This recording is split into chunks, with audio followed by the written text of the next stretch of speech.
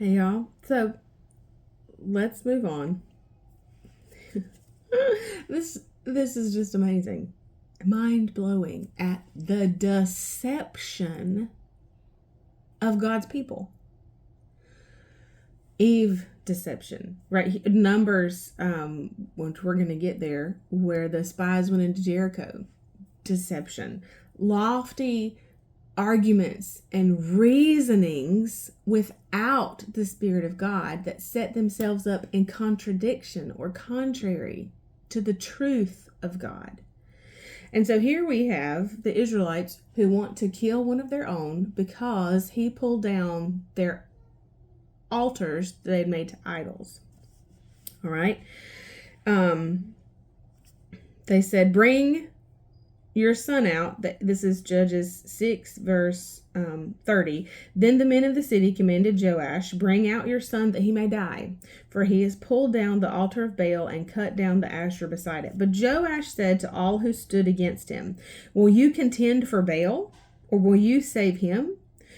He who will contend for Baal, let him be put to death while it is still morning. If Baal is a god, let him contend for himself, because one has pulled down his altar. Pause here. That the Lord has done and will do again later. But God fights his own battles. When such as this happens, he does things. So that's where that comes in. If Baal is a god, let him contend for himself, because one has pulled down his altar. Therefore, on that day, he called Gideon Jerubbaal, meaning let Baal contend against him, because he had pulled down his altar. So they just left it like that. I want to look at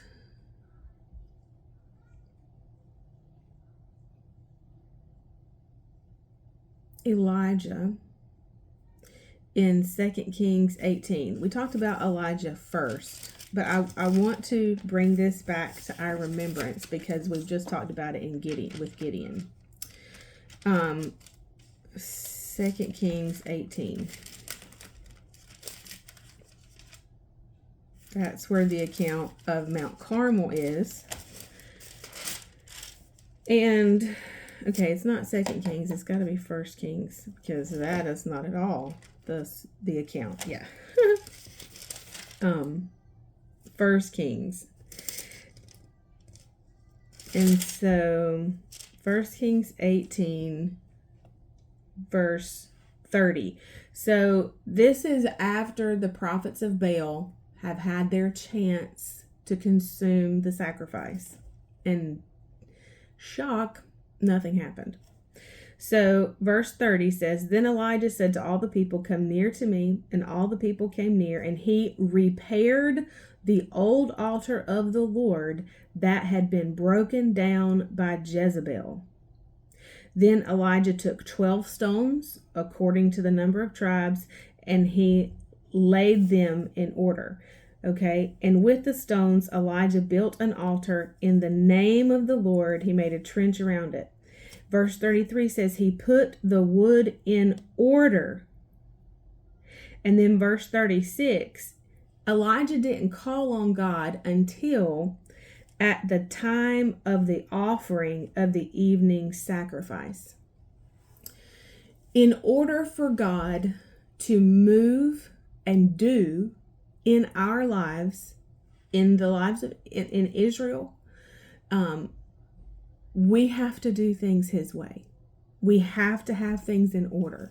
So in Elijah's preparation, because there is no question about God's greatness and grandeur and omnipotence and strength and all of that in comparison to this, lofty idea of Baal. But Elijah didn't just leave all that the prophets of Baal had done there with the sacrifice. He didn't just say, okay, God, show them it's you.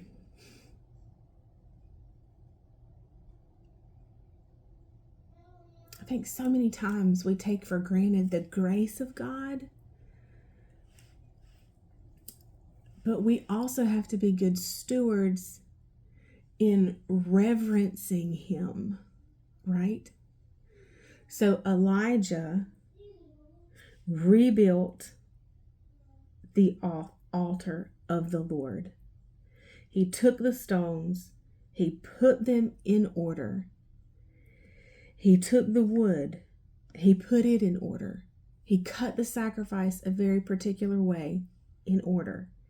And then at the right time, the appropriate time, the time of the offering of the evening sacrifice, he called on God. For Gideon, if he was to see this miraculous feat from God on behalf of Israel, the first thing he was going to have to do was to get the idols out. What Satan had come in with a suggestion and a seed had turned into a stronghold. And God could not be God to Israel until Israel allowed him to be. He had to clean it out and build the altar, order the stones, place the wood, so that God can be God. And he's faithful when we do that, when we recognize that. And that's what we'll get into next week. When we put him back in first place, he always proves he is and deserves first place. We will pick up here next week. I'll see you then. Bye, y'all.